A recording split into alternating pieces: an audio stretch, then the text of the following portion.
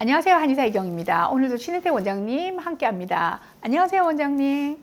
네, 안녕하세요. 반갑습니다. CS 한방병원 병원장 신현택입니다. 오늘은 항암 치료 후에 발생하는 대표적인 부작용이죠. 바로 몸이 붓는 현상, 부종을 어떻게 관리하면 좋을지에 대해 말씀드리려고 합니다.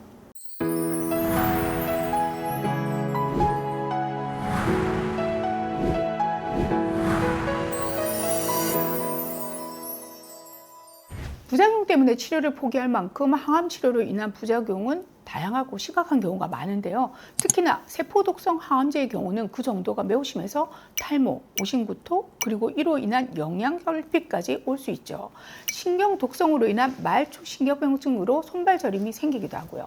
자, 이뿐인가요? 간독성, 심장독성, 폐독성 등 이루 말할 수 없이 많은 부작용이 생기는데요. 부종도 대표적으로 나타나는 부작용이라고 할 수 있습니다. 우선 항암 치료를 하게 되면 왜 붓게 되는지부터 설명해 주시죠. 우선 몸이 붓는 현상을 이제 이해하셔야 할 것 같은데, 붓는다는 것은 체액이 조직 사이로 스며드는 현상을 말합니다. 우리 몸의 체액의 대부분은 혈관 안에 존재하게 되는데요. 혈관을 수도관에 비유를 한다면요, 수도관의 곳곳에 균열이 가서 안에 있는 물들이 여러 곳으로 이제 밖으로 새어나오는 그런 상황으로 이해하시면 되겠습니다. 즉, 항암 치료로 인해 혈관이 약해지고 손상이 되면서 혈관 밖으로 새어나온 체액이 조직 사이에 이제 축적이 되고 있는 그런 상태인 거죠. 건강한 몸이라면 이런 상황이 되면 림프계라는 이제 또 다른 체액 순환 시스템이 작동을 하게 되니까 새어나온 체액을 다시 혈관 안으로 넣어주게 되는데요. 림프 시스템 역시 항암 치료로 손상을 입게 되니까 정상적으로 작동하지 못해서 몸이 계속 붓게 되는 것입니다.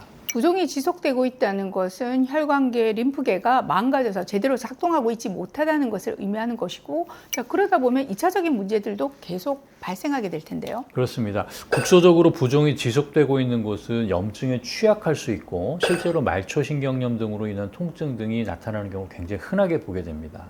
그렇기 때문에 가급적 빨리 부어있는 상태에서 회복하기 위한 노력이 필요한 거죠.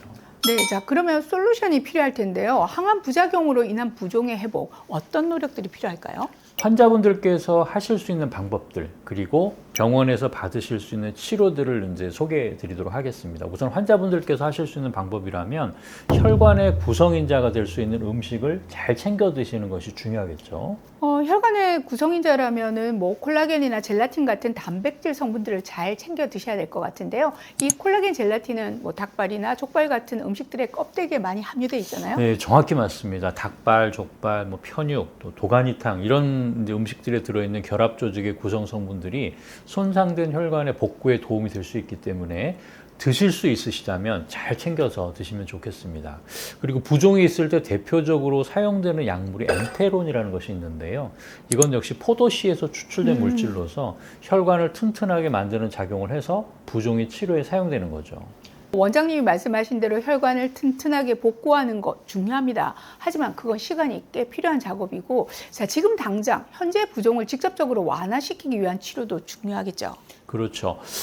그래서 부종의 완화를 위한 세 가지 치료법을 소개해 드릴 텐데요. 첫 번째는 림프도수, 네. 그리고 두 번째 침치료, 그리고 세 번째 부종을 감소시키는 한약입니다. 림프도수의 탁월한 효과에 대해서는 이미 지난 영상에서 소개를 드린 적이 있는데요.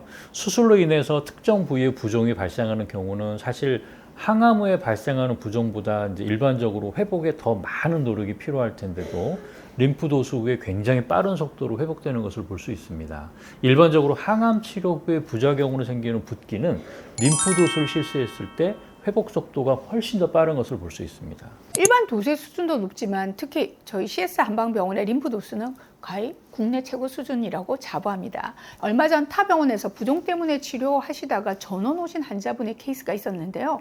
부종이 더 심해지셨다고 해서 들어보니까 림프 도수와는 전혀 다른 방식의 도수 치료를 해오셨더라고요. 저희 병원으로 전원한 지 일주일 만에 부종이 완전히 회복되어서 환자분도 기뻐하시고 저 역시 CS의 림프도수 선생님들의 역량에 뿌듯했던 기억이 있습니다. 침치료 역시 수액대사를 원활하게 하고 노폐물의 배출을 돕는 작용이 탁월하죠. 부종에 사용되는 또 한약도 말씀해 주셨는데 어떤 게 있을까요? 네, 저희 병원의 경우 이제 림프 부종, 항암 부작용으로 인한 부종이 대표적으로 사용되는 처방은 부종고인데요. 일반적으로 생각하셨던 한약의 모양과는 조금 다를 겁니다. 베이스가 되는 것은 오령산이라는 처방이고요. 달인 약을 농축해서 소르덴 처리라는 활성화 과정을 거쳐서 복용이 간편한 제형으로 만들어낸 겁니다. 자, 복용은 간편하지만 굉장히 탁월한 효과를 가지는데요.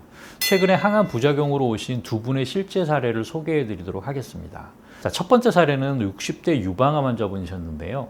항암 후에 붓기가 너무 심하셔가지고 걷지 못하셔서 휠체어를 타고 오셨던 분이셨습니다. 초진위를 보면 5월 2일로 되어 있는데요. 양 하지의 부종이 어마어마하게 심한 것을 볼 수 있습니다. 자, 2주 뒤에 재검사를 했을 때는 걸어서 오실 수 있었고요.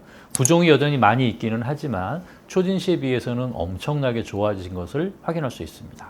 그리고 일주일 뒤에 다시 체크해 본 결과인데요. 네, 계속해서 좋아지고 있는 걸 확인할 수 있는데요. 네, 두 번째 사례는 대장암으로 입원 치료하신 분이셨는데요. 역시 초진시 부종이 너무 심하셔서 걷기가 불가능한 상태로 오셨는데요. 이분의 경우는 불과 일주일 만에 붓기가 거의 다 소실되어서 너무 좋아하셨던 그런 기억이 있습니다. 초진일이 6월 11일이고 재검일은 19일인데 보시면 완전히 달라진 것을 볼 수 있습니다.